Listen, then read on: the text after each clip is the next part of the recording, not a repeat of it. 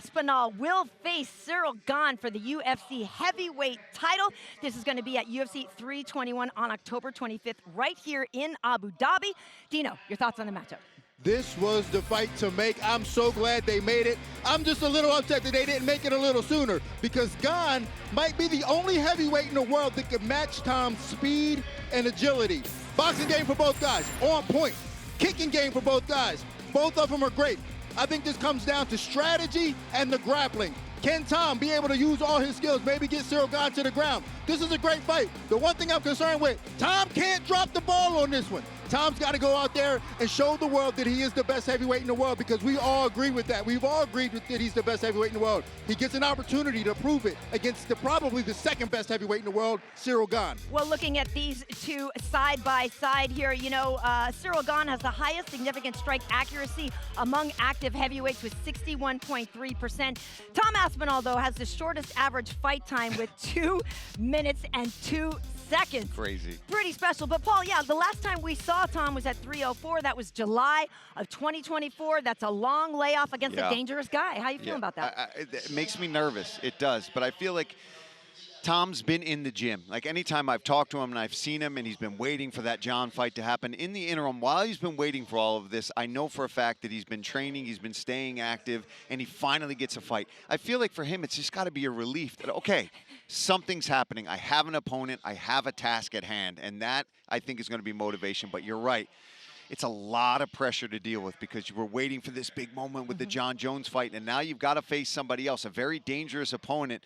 I would be feeling it if I was Tom Aspinall. But this is an opportunity for him to carve out his own lane. And this is what I thought he should have did in the beginning. Stop waiting on John, carve out your own lane. Now it's happening. All right, okay. Well, we did get some other title fight announcements for UFC 320 on October 4th in Vegas. 2 pay-per-views that month. Let's go. All right, Paul, how are you feeling about this one? A rematch, the champ Ankalaev versus the former champ Alex Pereira. I think this is the fight that needed to happen. I mean, Pereira has done everything that he's been asked to do when he was a champion. He didn't feel well on that fight, and I'm not saying that's the only reason that he lost. He may have lost anyway. We will never know, but I think he absolutely deserves to go back out there and get a shot at that belt. And for Ankalaev, I think it's just another great opportunity to go and make a big payday, too. I mean, you get to fight somebody like Pereira. People are tuning in to watch that fight. And listen, Dean, we are also going to see the bantamweight title on the line when Merab Dvalishvili defends against Cory Sandhagen. Sometimes Merab looks unbeatable. What a year he's having. But Cory, to me, is the biggest threat to Merab's title, because Cory's a problem solver, and I'm sure he's been studying Merab's style. The challenge is Merab is getting better. We've seen him do things that he hasn't done before. Look at his submission over the former champ, Sean O'Malley. Sean O'Malley, yeah, Sean O'Malley. Merab is getting better. Already forgot.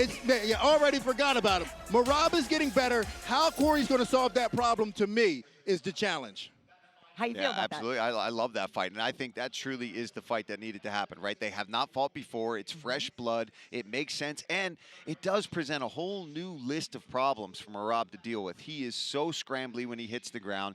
He's got great cardio, and those knees. Anytime that you've got a wrestler like Merab, who you know is going to shoot time and time again, with Cory Sandhagen, the flying knees up the middle, the way he uses his front kicks, he does present a lot of challenges and opportunities for himself to win that fight, but it's going to be fun. I want to circle back to the Ankalaev Pereira fight. And ironically enough, Paul Craig is right there, the guy that submitted Magomed Ankalaev. But what do you make of that matchup? Do you think Pereira, was it that he fought too many times too quickly before? I know we were saying he wasn't feeling too good. Do you think the motivation to get the title back is as strong as it was to get it the first time? No, I think it absolutely is, because he's a winner, and I think he's going to learn from that mistake that he made in the first fight. I thought he fought too passively. I thought he spent too much time on the fence. I think this fight he knows, okay, I can't let my back hit the fence. I got to be able to stay off the fence. I got to be able to keep some space, and I think he fights better this time. I think he fights a completely different style. He's going to go out, be more aggressive, and force Magomed Ankalaev to actually back him up and actually have to change directions to come at him. Yeah, I think for those reasons, him still being hungry, him